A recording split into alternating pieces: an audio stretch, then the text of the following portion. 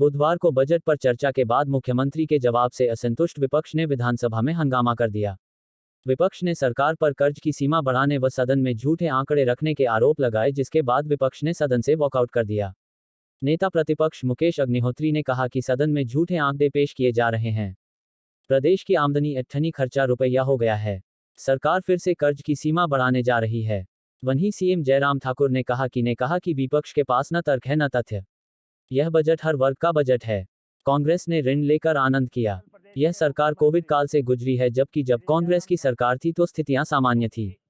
पंजाब दस्तक के लिए हिमाचल विधानसभा से सुरेंद्र राणा की रिपोर्ट। और इस समय कर रहे हैं वो हिमाचल प्रदेश की जनता के आगे पूरी तरह जो डॉक्यूमेंट प्रस्तुत किया विधानसभा से में और जो आज बोल रहे हैं वो पूरा झूठ का पलंदा है। पूरा झूठ और महाझूठ, जो हम कह रहे थे लगातार कि मुख्यमंत्री झूठ परोस रहे हैं, और आज वो साबित हो गया। जबकि हिमाचल प्रदेश की आय घट गई और खर्चे बढ़ गए। आमदनी चौनी और खर्चा रुपया। और मुख्यमंत्री जो कर्ज के बारे में पूरी तरह गुमराह कर रहे हैं प्रदेश को। प्रदेश में जो है 31 मार्च तक 70,000 करोड़ का कर्जा हो जाएगा, और ये आधा अधूरा वो मान भी रहे हैं, लेकिन ये बात मानने को तैयार नहीं है कि जो केंद्र ने शर्त लगाई थी, हम 3% से ज़्यादा हमारा FRBM एक्ट जो है, फिजिकल रिस्पॉन्सिबिलिटी का जो हमारा एक्ट है, 3% की लिमिट थी कर्जे को लेके। वो जो है इस दफा जो है इन्होंने जो प्रोजेक्शन दी है वो -4.98 की है। -4.98 की प्रोजेक्शन इन्होंने दे दी है, और जो ये 2025-26 तक प्रोजेक्शन दे दी है ये -7.50 की दे दी। और अब ये विधानसभा में जो है इसको अप्रूवल के लिए लेके आएंगे।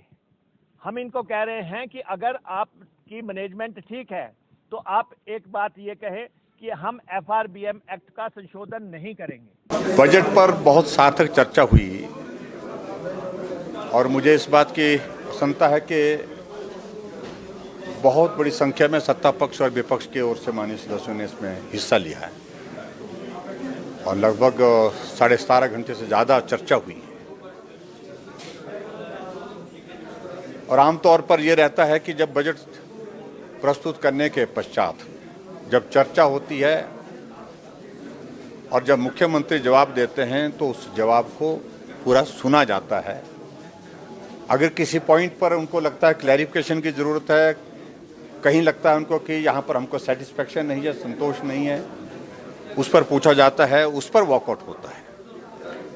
लेकिन बजट की रिप्लाई में शुरू से अंत तक बोलते रहना, जब तक वो सदन के अंदर रहे तब तक लगातार बोलते रहना, हर बात पर बोलते रहना, इस बात को लेकर के बड़ा स्पष्ट दिखता है कि ना तो उनके पास तर्क था, ना तथ्य थे, और इसलिए मुख्यमंत्री को बार बार बोलने से ऑब्स्ट्रक्ट किया जाए, रोका जाए, उनकी स्पीच को बाधित किया जाए, ऐसा प्रयास जो विपक्ष की ओर से किया गया ये दुर्भाग्यपूर्ण है। और मैं इतना ज़रूर कहना चाहता हूँ, हर एक बात का जवाब हमारे पास था, हमने जो आवश्यक लगा वो जवाब दिए भी, और जो उपस्थिति में दे पाए वो उनको सुना भी पाए।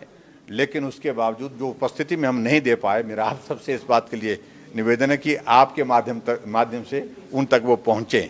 तो यही मैं ज़रूर कहना चाहता हूँ। लेकिन बजट का जो है बहुत अच्छा असर है। और दूसरी बात मैं बड़ा स्पष्ट कहना चाह रहा हूँ कि ये बजट चुनावी बजट की दृष्टि से हमने नहीं बनाया। हमारे बजट के प्रोविजंस आपने देखा होगा कि पहली साल से जो चले हुए उनको और ज़्यादा स्ट्रेंथन किया, मजबूत किया है हर चीज़ को। तो ऐसे में उनको इस बात को समझना चाहिए कि वो चुनाव की बात क्यों, हम तो चुनाव की बात ही नहीं कर रहे हैं। चुनाव आएगा तब करेंगे जो करना होगा।